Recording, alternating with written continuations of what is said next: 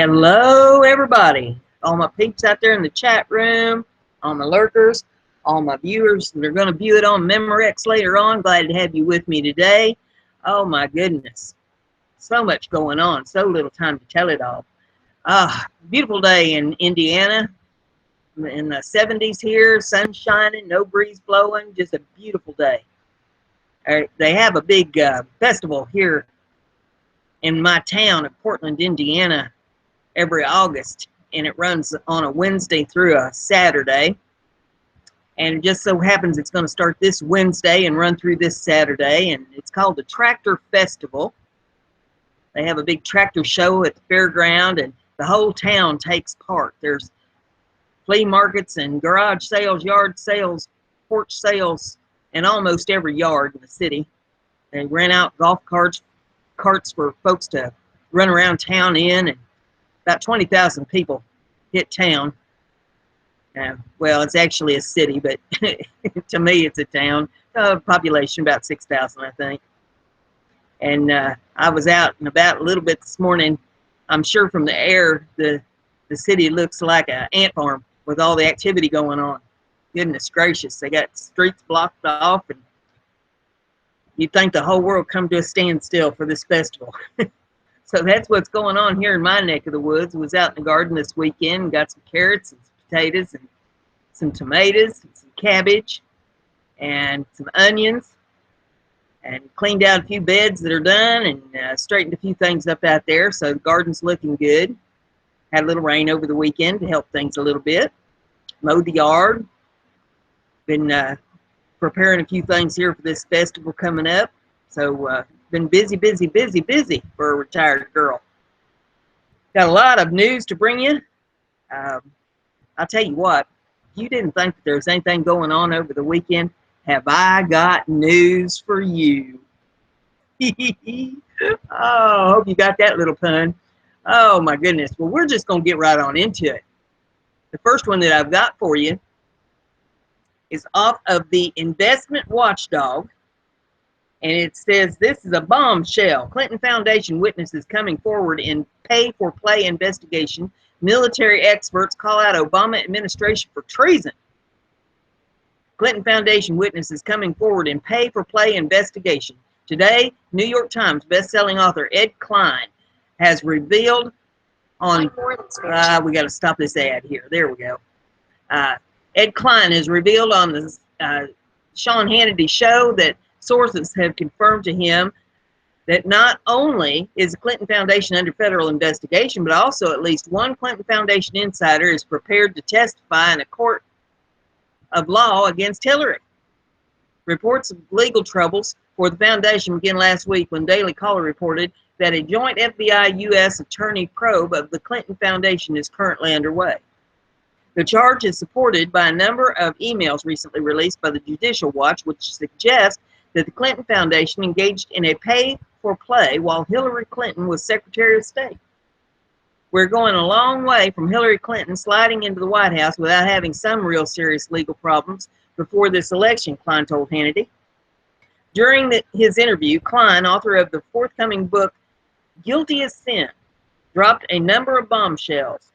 Klein confirmed that the ongoing investigation is being led by Preet Bharara, U.S. Attorney for the Southern District of New York. Although he was appointed by Barack Obama, Bharara is known as a hard-nosed attorney and has the track record to prove it.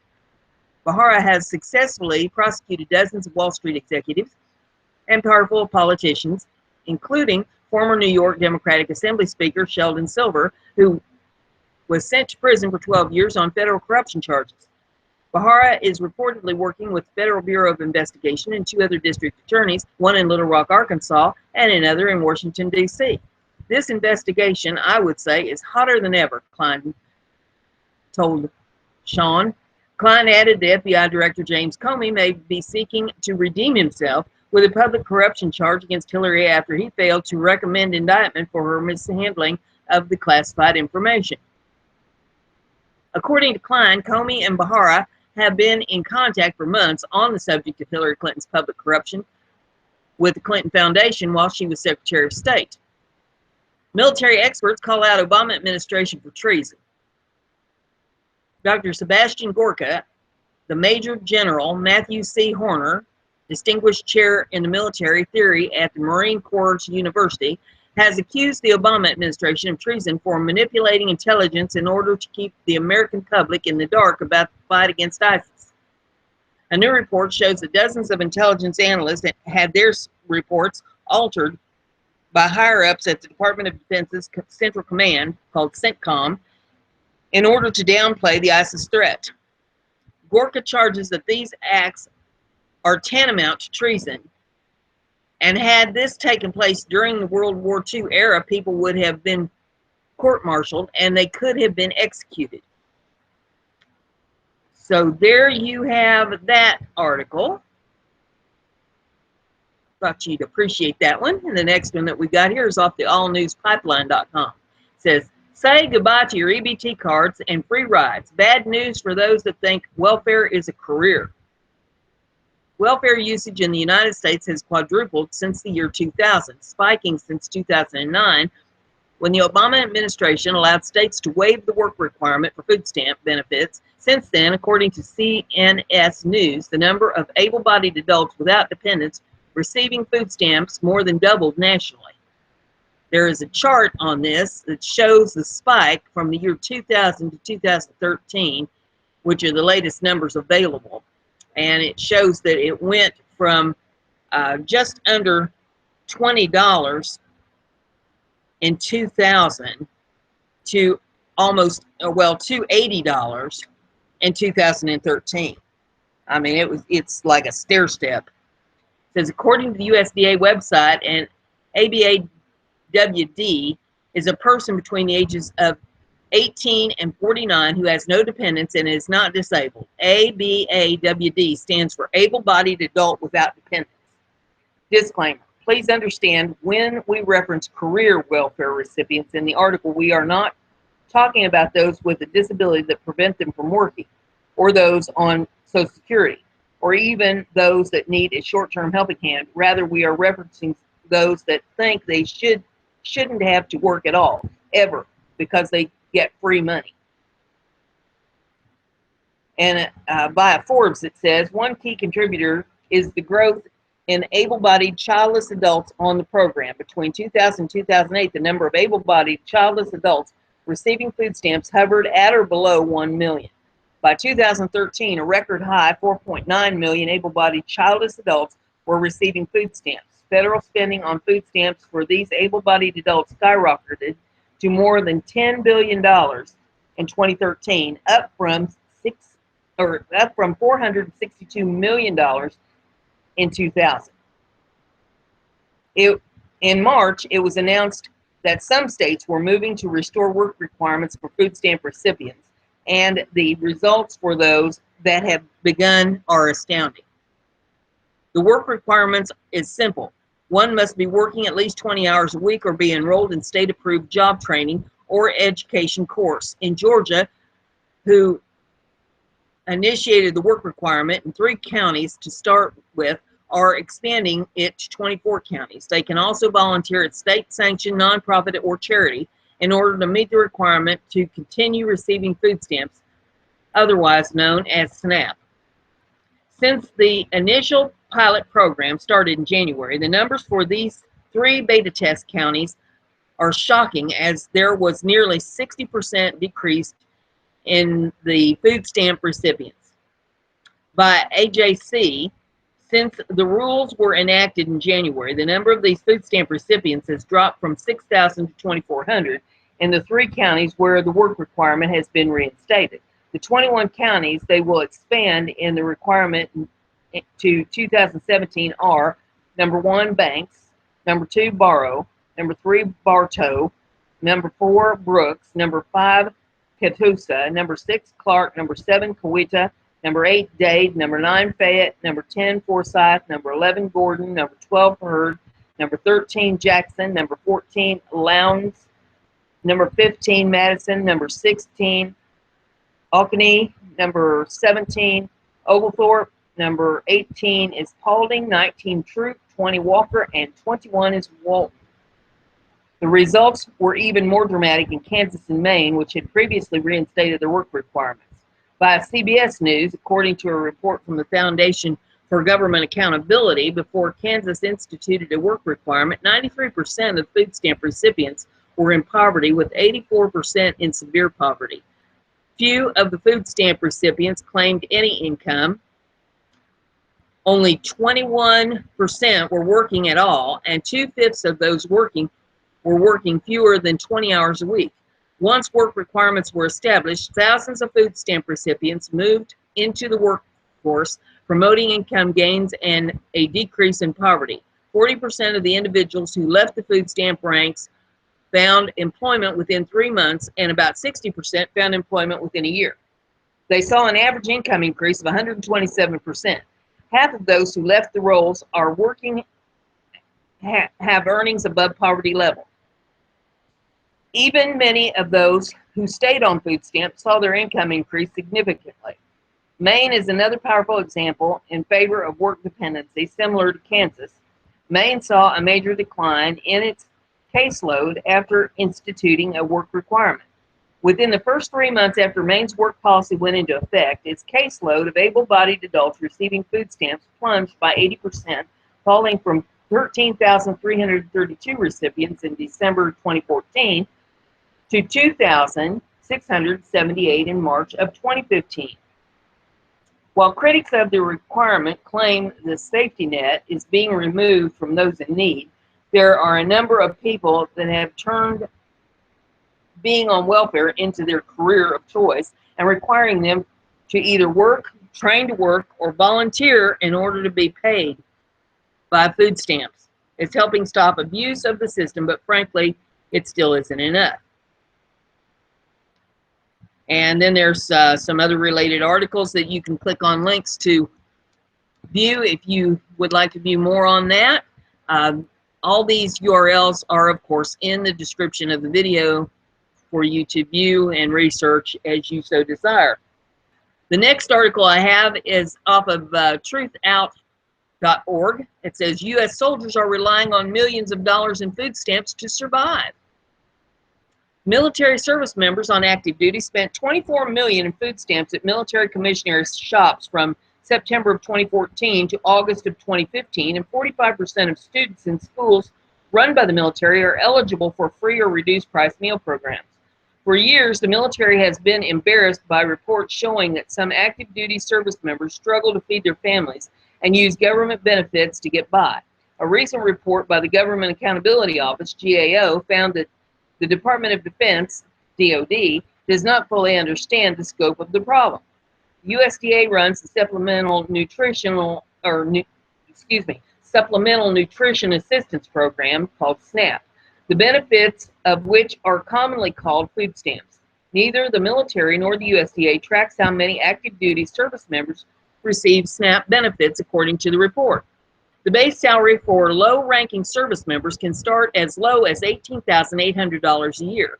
A soldier making that much to support a two-person household will be eligible for food stamps. A provision in the 2016 Defense Spending Bill encourages data sharing between the Pentagon and the USDA to address this problem, but the DoD does not have a coordinated effort underway to access that data through the USDA.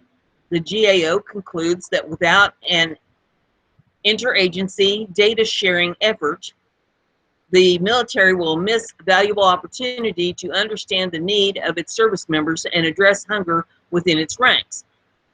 Abby Liebman, the president of Maison, a Jewish anti-hunger group that runs a program focused on military families, testified before Congress in January that food insecurity among active duty soldiers is triggered by a number of different factors, including low pay among lower-ranking enlistees, high employment among military spouses, larger household sizes, challenges around activation and deployment, and unexpected financial emergencies. She also said food pantries can be found at every military base in the country, and active duty soldiers regularly show up at them, often in their uniforms, looking for help.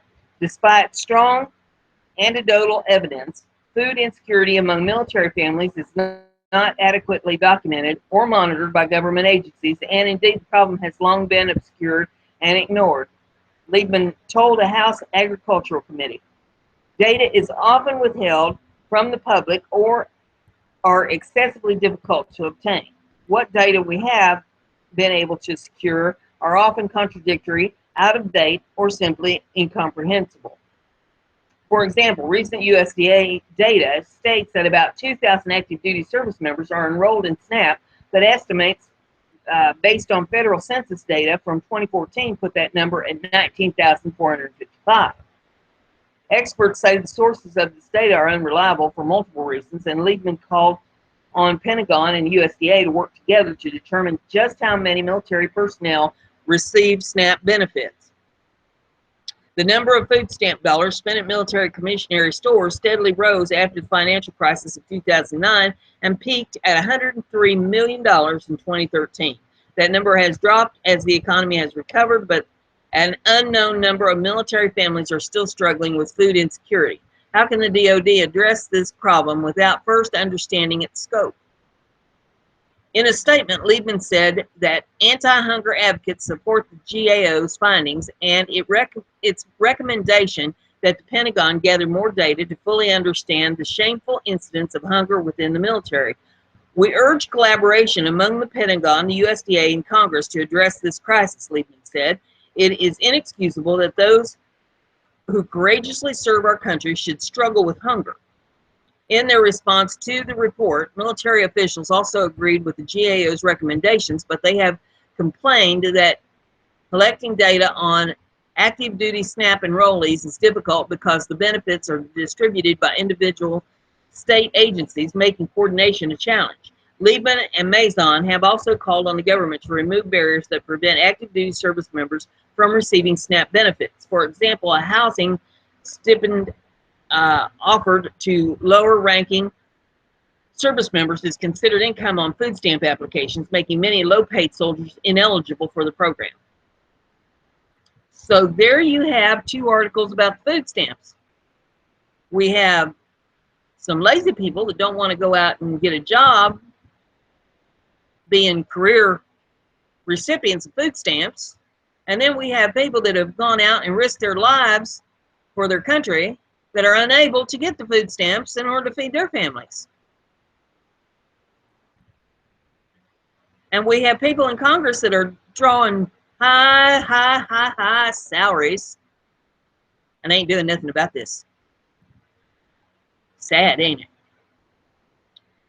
Next one's off Fellowship of the Minds. And this one says, Arkansas, lawyer of WikiLeaks founder Julian Assange is dead. The word Arkansas, probably coined by the website Arkansas, refers to potential witnesses to the Clintons' dirty dealings in Arkansas suddenly committed suicide by shooting themselves in the back of the head. Arkansas police and coroners, notably medical examiner Fonnie Malak, who answered to the then Arkansas Governor Bill Clinton, automatically called these shootings suicides. After Bill Clinton became president of the phenomenon, moved to Washington, D.C. Most notably when Hillary Clinton's ex-lover, Vincent Foster, was found dead on a D.C. park bench and declared to also have committed suicide. Now that Hillary is pursuing the presidency, Arkansans have resumed, including the recent case. On August 9, 2016, WikiLeaks founder Julian Assange intimated that the Democratic National Committee, DNC, staffer Seth Rich, who was shot dead in Washington, D.C., was the source of thousands of hacked DNC emails that exposed the DNC as a corrupt arm of Hillary Clinton. WikiLeaks released the emails to the public to the DNC's embarrassment. And there's a couple links that you can click on to read more about that. WikiLeaks also obtained thousands of then Secretary of State Hillary Clinton's supposedly deleted emails, which WikiLeaks has been releasing piecemeal to the public. And they have another example with a URL you can click on. It says Assange promises that the emails, especially damaging to Hillary's presidential ambitions, will be released right before the November elections for maximum impact, all of which makes WikiLeaks a thorn in the side of Hillary and the DNC. On August the 15th, 2016, WikiLeaks sent out a Twitter alert about another Arkansas the strange suicide by train of Assange lawyers John Jones, a prominent British human rights attorney. And there's some more stuff in that article about that, but there you have the basics on it. Mercy sakes. Next one we have here is the Federalistpapers.org. And it says Obama just sent an offensive memo to Louisiana flood victims. President Obama can't be bothered to cut his vacation short to do his job as residents of Louisiana grapple with disastrous flooding, but his administration does have time to send an offensive memo. The Washington Times reported that the Obama Department of Justice sent a 16-page guidance to Louisiana residents on Tuesday who are receiving federal disaster assistance, warning them not to engage in unlawful discrimination on the basis of race, color, or national origin, including limited English proficiency. The memo states that the guidance frameworks highlight the importance of complying with non-discrimination requirements of civil rights statutes, addressing the needs of the whole community, and ensuring equal opportunity to access recovery efforts. Louisianans are struggling to help themselves and their neighbors with food and shelter in a disaster that has seen the deaths of 13 people as well as the damage of over 40,000 homes. But the Obama administration thinks a lecture on diversity is most important. Some were rightfully offended by the inappropriate memo, including the American Conservatives' Rod Dreher, who said in a post on Thursday, "Everywhere you look, you can find black folks and white folks loving on each other, helping each other through this crisis." Dreher referenced Obama's refusal to leave his vacation in his rebuke of the long bureaucratic memo sent to Louisianans by the Department of Justice and many other agencies of the executive branch overseen by he who cannot be troubled to leave Martha's Vineyard. The memo cited instances they deemed discriminatory from previous disasters such as Hurricanes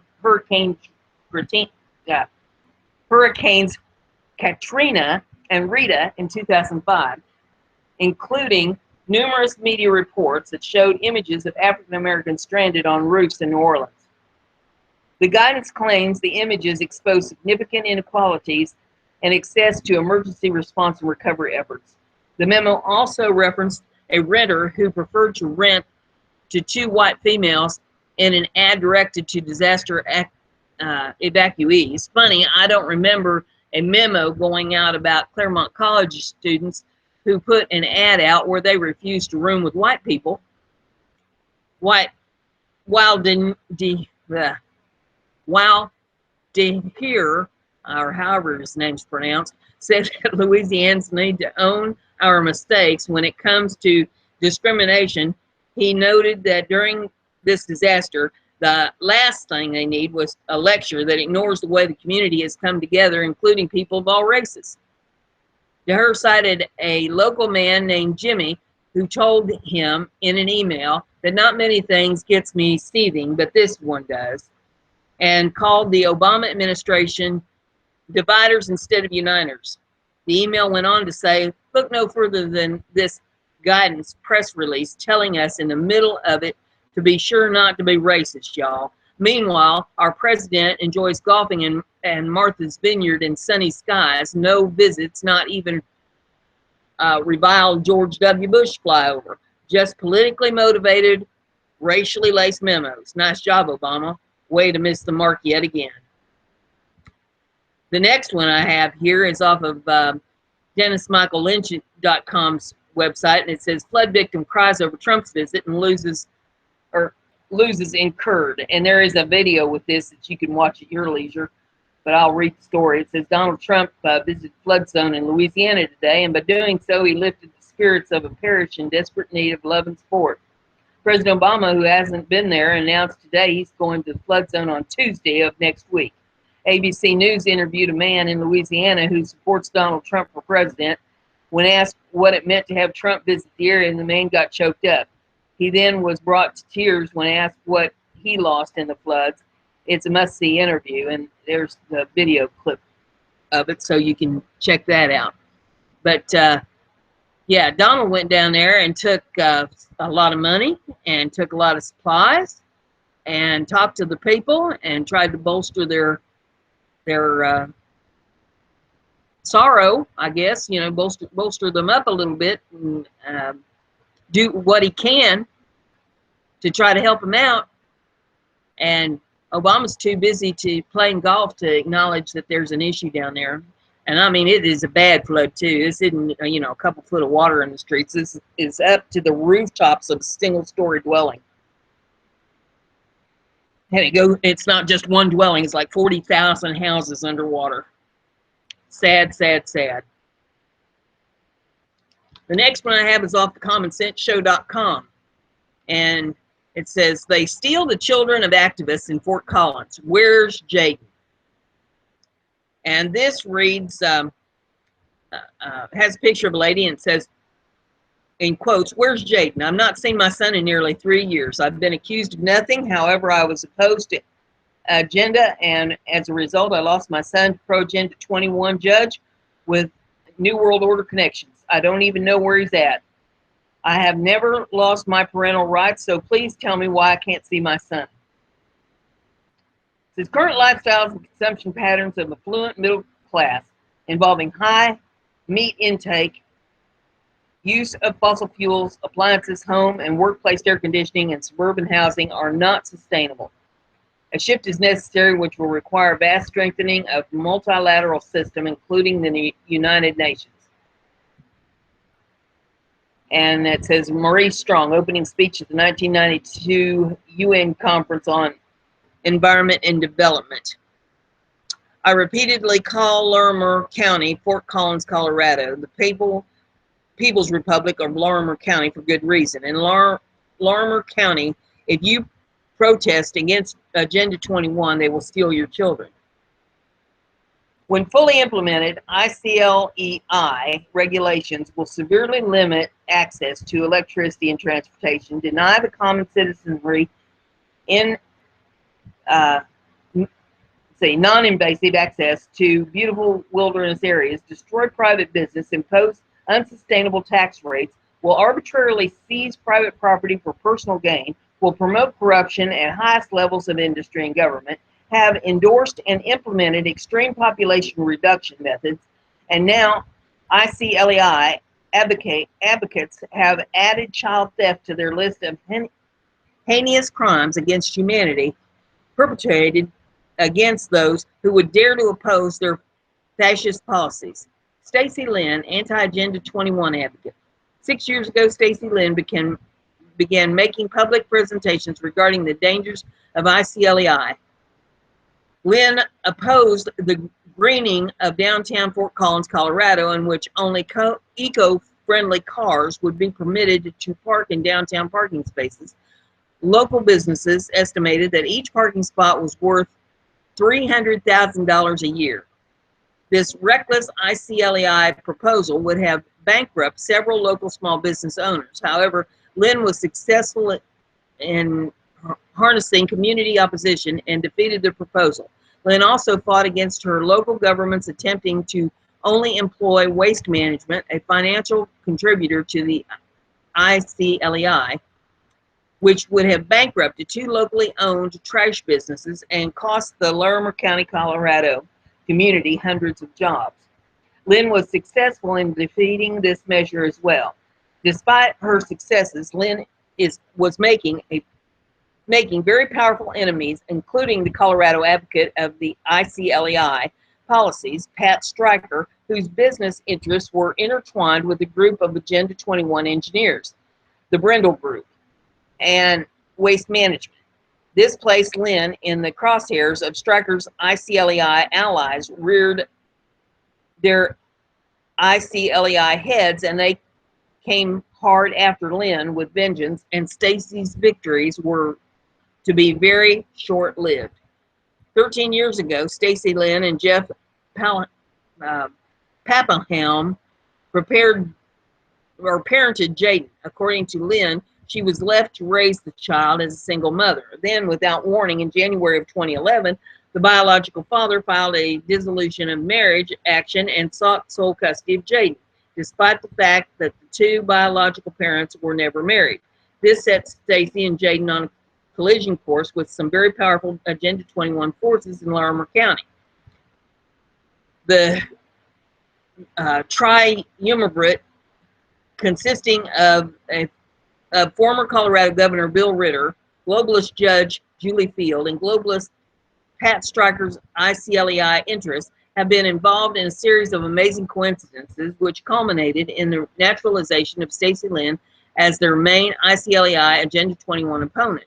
This was accomplished by stealing of Lynn's son in one of the biggest miscarriages of justice ever witnessed in family court. All three parties are inextricably tied to the ICLEI Agenda 21 interests. The conflicts of interest between Ritter, Field, Stryker interests, and ultimately the 8th District Court of Larimer County are numerous and a matter of public record. Subsequently, this is when the ICLEI dominoes began to fall. On December 21st of 2011, Stacy's son was removed from her custody by Field. Yet there was no evidence presented which proved Lynn was guilty of neglect, abuse, or any other parental misbehavior that would warrant such an action by any court. In the trial, Field refused to allow Lynn to call witnesses on her behalf, and when the citizens in court gasped with amazement, Field cleared the courtroom so this miscarriage of justice could continue away from the watchful eye of the public. Field's custody ruling allowed Stacy one supervised visit every 2 weeks with Jaden at the Harmony House, located in Fort Collins, where Pat Stryker was listed as financial contributor. In my days as a nationally certified mental health counselor, I have seen more lenient parental rights granted to convicted pedophiles than I have to Stacy Lynn. Why would Fields misuse her judicial authority against a woman whose only crime was to oppose the insidious invasion of her community by the ICLEI interests? Simple. Fields was also an Agenda 21 ICLEI advocate, as evidenced by her employment history, in which she claims on her judicial application that she was a special consultant to the National Monetary Fund and the World Bank from January 2007 to December of 2009. Both are institutions in the United Nations system and are beholden to Agenda 21 ICLEI interests. So not only was Lynn a political opponent of Stryker's interest because of her anti-Agenda 21 ICLEI stance, Judge Field was also an Agenda 21 ICLEI foe of Lynn's as well.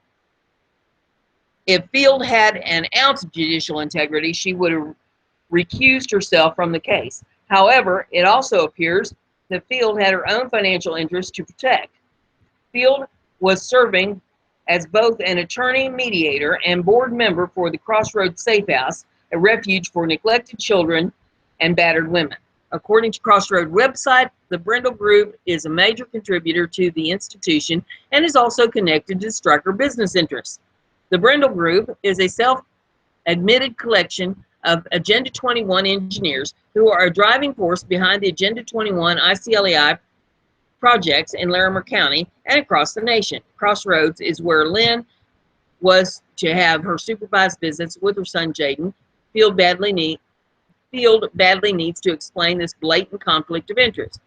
Field's conflicts of interest are not limited to our ICLEI interests. On page 1 of Field's judicial application for the 8th Judicial District, she lists her work address as 123 North College Avenue, Suite 200, Fort Collins, Colorado. West Mountain Asset Management, a Pat Stryker company, shows the same address on federal corporate filings and websites for the same time period. This means that the good judge was a suite mate of Stryker. Field's blatant disregard for the need to demonstrate judicial impartiality is further evidenced by the fact that from July of 1987 to July of 1989, Julie Field worked as a litigation associate with the Nutter, McLennan and Fish, a Boston law firm. The same law firm represented Stryker Biotech, a subsidiary of Stryker Corporation, in a trial in the U.S. District Court of Massachusetts. United States of America versus Stryker Biotech, LLC et al., number 1:09-CR-10330, Democrat, Massachusetts. What are the odds that a longtime Stryker ally would become the judge of record in the Lynn divorce action and then would rule against Stryker's political opponent? Field was appointed to the 8th District outgoing Colorado Governor Bill Ritter, effective January 1st of 2011. When Ritter left the governor's office, his new $300,000 position was entitled Director of the Center for the New Energy Economy at Colorado State University, as reported by State Bill Colorado. CSU provided a job description for Ritter's position, which being financed for 3 years by foundations, including that belonging to medical device heiress Patricia Stryker, a Fort Collins resident and prominent player in the Colorado politics. The Denver Business Journal also reported Ritter said funding for the center and his position will come from private sources.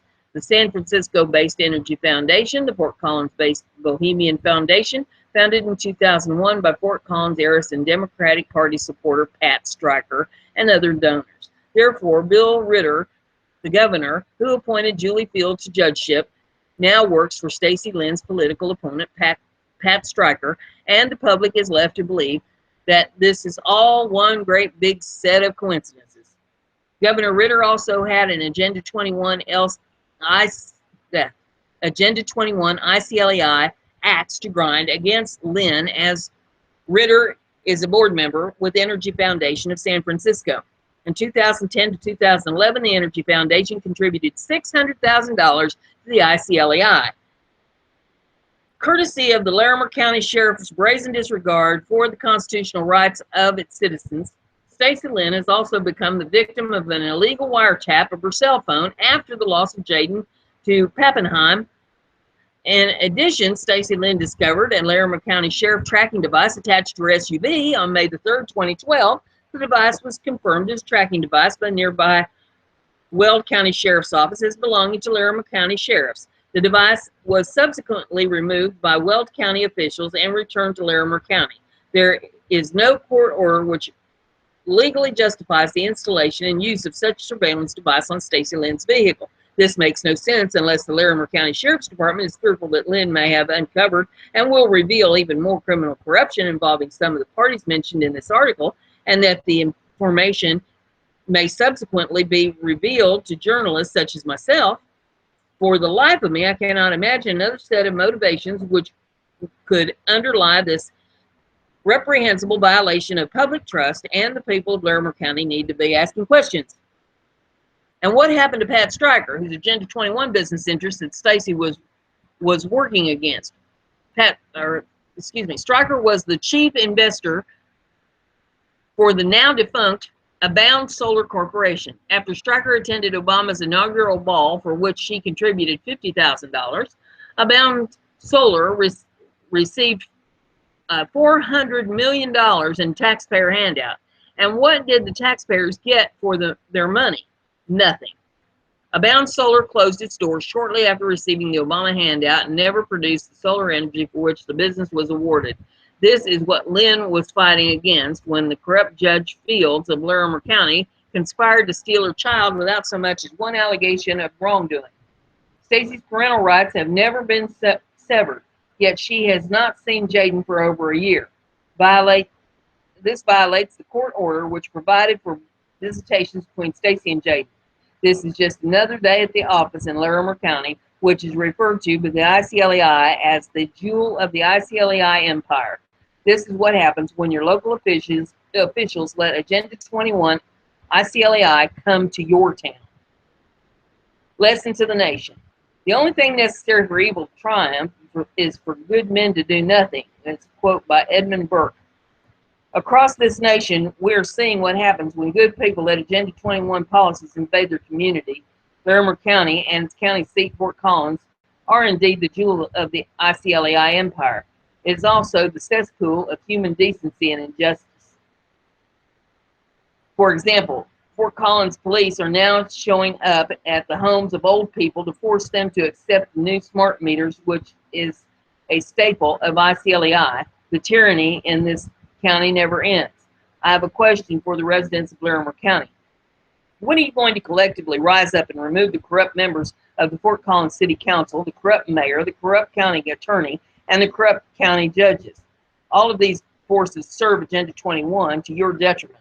Why are you people in Larimer County who have known what's going on allowing a few activists to fight your battles for you?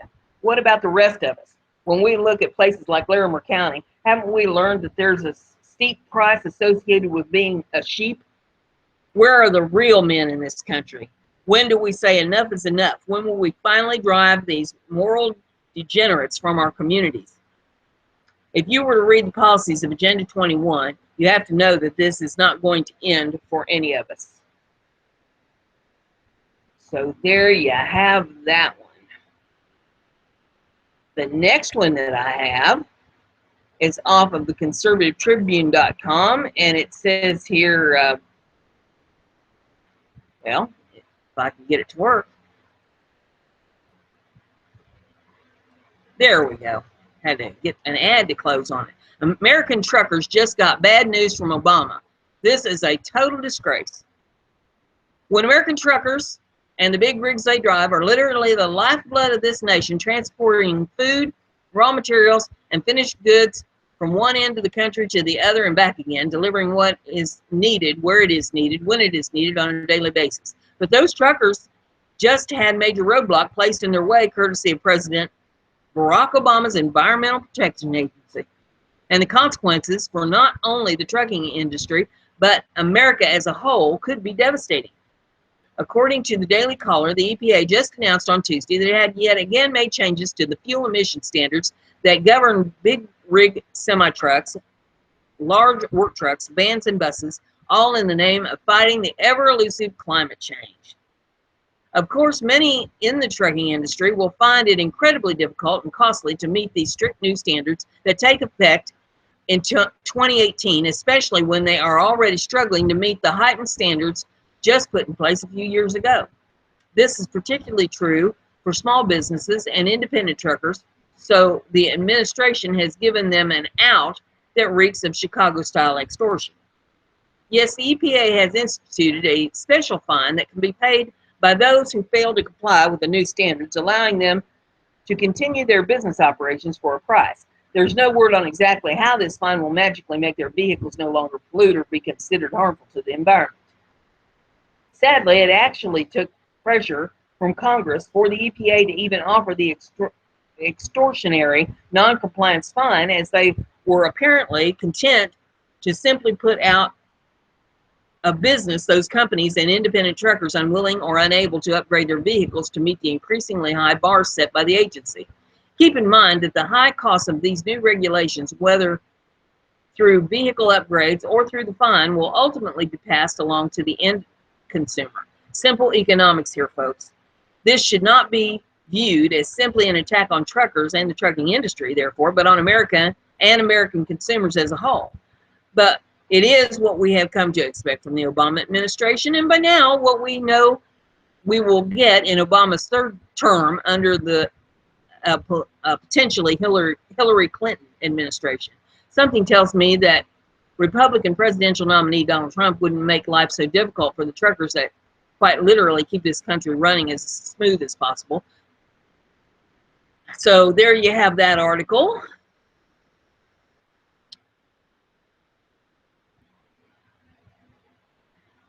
Take our jobs away, increase the prices so we can't afford anything by making it impossible for the products to actually get to the stores at all.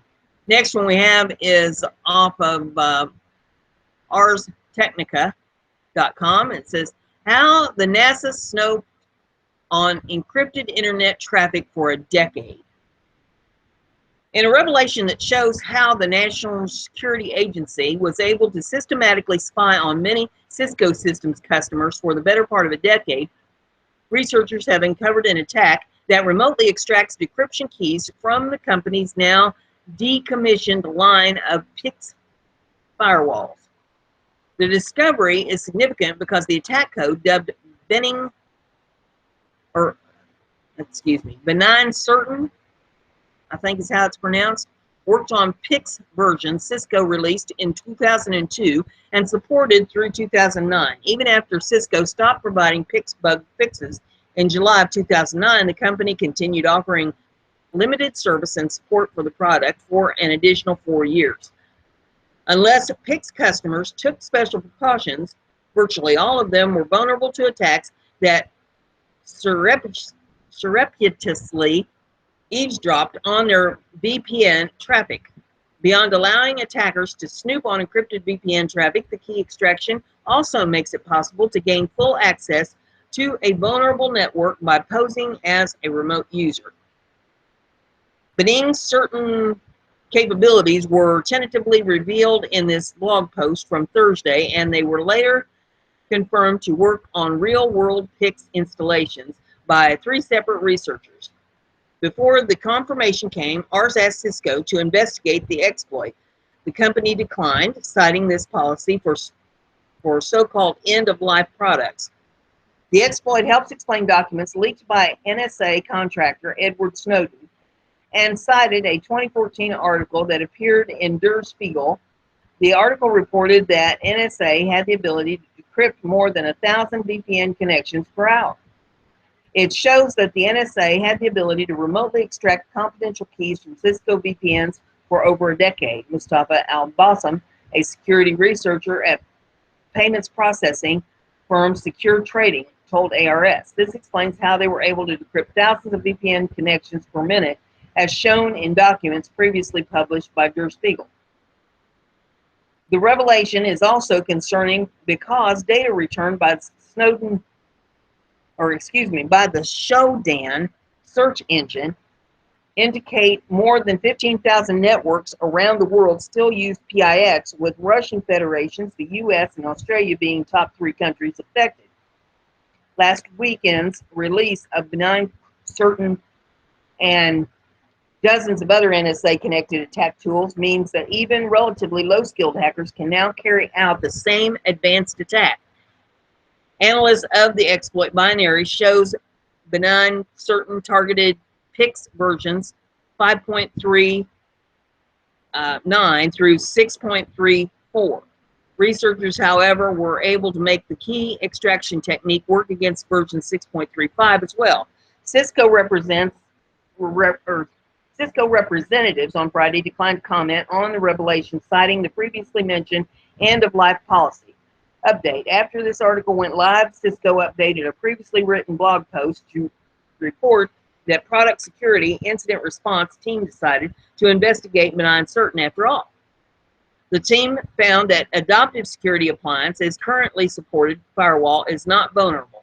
PICS version 6.x and earlier are affected, and PICS version 7.0 and later are confirmed to be unaffected. Benign certain exploits a vulnerability in Cisco's implementation of the Internet Key Exchange, a protocol that uses digital certificates and establishes a secure connection between 2 parties. The attack sends maliciously manipulated packets to a vulnerable PICS device. These packets cause the vulnerable device to return a chunk of memory. A parser tool included in the exploit is then able to extract the VPN's pre-shared key and other configuration data out of the response. According to one of the researchers who helped confirm the exploit, it works remotely on the outside PICS interface. This means that anyone on the internet can use it. No pre-requirements are necessary to make the exploit work. The researcher provided this packet capture to show the end result of the attack. And there's a picture here, if you'd like to take a look at it. It's in this article. And basically, they're saying that they can, if you post, for instance, your credit card information on a site and it's encrypted, there are programs out there that can decipher that, and anybody can access these programs to get your information. And this article goes on, if you want to read the rest of it. You know, this is some scary stuff right here. It's no wonder there is so much identity theft and stuff taking place. So you might want to educate yourself on that a little bit. Protect yourself as much as you possibly can. The next one we have here is off of the freethoughtproject.com. And the name of the article is First Long-Term Study confirms the world's most popular pesticide is wiping bees off the planet. This rise of industrial agriculture, led by companies such as Monsanto that push monoculture, chemical-based farming, and patented life forms, has brought a flood of pesticides that wreak havoc on natural ecosystems. And insects and animals that eat insects fall victim to the millions of gallons of pesticides dumped on cropland, which run off into waterways, drift to nearby habitats, and are picked up as residue by visiting pollinators. In the 1980s, Bayer developed a potent new class of pesticides called neonicotinoids,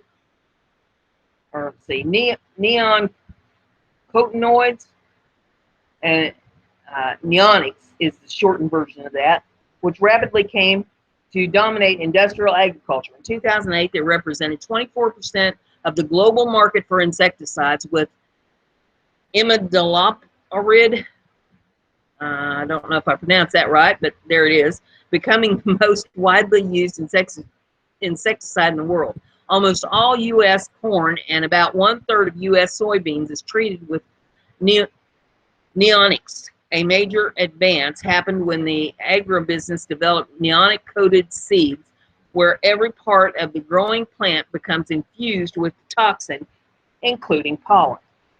Almost all U.S. corn and about 1/3 of U.S. soybeans is treated with neonics.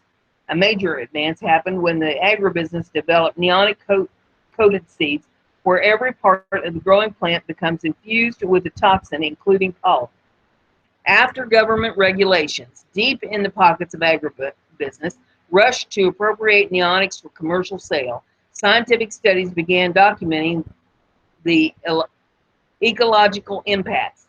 Bird populations and other insectivores declined due to the lack of insect prey as neonics became more widely used. In 2006, we began seeing dramatic die-offs of honeybee populations, which play a vital role in pollinating food crops. Colony collapse disorder became a common occurrence, with bees showing classic signs of insecticide poisoning such as tremors, uncoordinated movement, and convulsions. Dead bees in and around hives showed the presence of neonics, and new research found that low levels of neonics in bees made them susceptible to viral infections and mites, and reduced the reproductive ability of queen bees. Corn and dandelion pollen brought back to the hives routinely tested positive for neonics. Other insects are devastated by neonics, including the North American bumblebee, which has seen a 90% decline. The threat to wild bees, honeybees, and other pollinators become ever more clear as more studies come out. Now the first long-term study of neonic impacts on wild bees has confirmed that the popular pesticide is linked to long-term bee decline. Researchers in England looked at 18 years of data on 64 wild bee species and use of neonics on the oilseed rape plant, which is widely treated with neonics, finding that about half of the total decline is due to the insecticide. All of the 34 species that forage on oilseed rape showed that at least 10% decline from neonics, with the most affected group experiencing a 30% decline from neonics. The findings of the Center for Ecolo and Hydrology team appear in the journal Nature. Historically, if you just have oilseed rape, many bees tend to benefit from that because this enormous foraging resource all over the countryside, lead author Ben Woodcock told the BBC. But this correlation study suggests that once it's treated with these neonics up to 85%, then they are starting to be exposed, and it's starting to have these detrimental impacts on them. The research adds to several laboratory and short-term field studies which have found negative effects of neonics on honeybees and wild bees. Even the EPA has been forced to admit neonics kills bees. The negative effects that have been reported previously do scale up to long-term, large-scale, multi-species impacts that are harmful, said co-author Nick Dr. Nick Isaac. Neonics are harmful. We can be very confident about that. And our mean correlation is 3 times more negative for foragers than for non-foragers. While agribusiness will continue to deny that their favorite insecticide has anything to do with declining bee population, well-informed consumers have already forced a change at retail stores. Large garden centers, including Lowe's and Home Depot, have committed to eliminating neonic-treated garden plants, which are often planted for the purpose of attracting pollinators. However, the vast majority of neonic application in the hands of companies such as Bayer and Monsanto that produce chemicals to use on seeds and plants. Their friends at the FDA and other government agencies are complicit in unleashing neonics without bothering to truly consider how these toxins affect the environment. So there you have that information to dwell on. These, we're screwed. Next one we have here is off of the freethoughtproject.com. This, I can't call this your warm and fuzzy necessarily, although some of you might look at it that way. I'm going to call it your good news, okay? It's called Huge Victory. Federal court bans government from prosecuting medical pot users and growers. Last week, the tyrannical DEA doubled down on their asinine and immoral decision to classify marijuana as having no medical value, promising to continue to kidnap, cage, and kill people for poisoning it. However, in a major victory and a well-deserved slap to the face of the DEA, a federal appeals court just ruled that prosecuting medical marijuana users and growers is now banned. The 9th U.S. Circuit Court of Appeals 3-judge panel has ruled that the Department of Justice, the DOJ, cannot spend budget money to prosecute people who grow, sell, or use medical marijuana if they comply with state law. The 25 states who found themselves subject to continuous raids in spite of medical pot being legal will now have solace in the fact that the DOJ can no longer throw money at futile and immoral practices of arresting people for a plant. If the federal government prosecutes such individuals, it has prevented the state from giving practical effect to its law. Circuit Judge Dermond O'Scanlan wrote for the court. The ruling stems from 2014 congressional budget rules saying that DOJ cannot use funds to prevent U.S. states from implementing their own state laws that authorize the use, distribution, possession, or cultivation of medical marijuana. Even more encouraging than halting future prosecutions is the fact that this will help those who already been locked up or charged for having marijuana. By upholding this ruling, those who have been prosecuted can now invoke to challenge their prosecutions. The 9th Circuit held in United States versus McIntosh that federal judges should enforce this law by stopping prosecutions for conduct that is authorized by state medical marijuana laws. And this article goes on if you want to read the rest of that, but that's pretty much the gist of it, and I thought you'd appreciate that article today. You know, finally the government getting shot down a little bit on all its foolishness on wanting to control everybody and every aspect of their life. Good golly. Oh my goodness.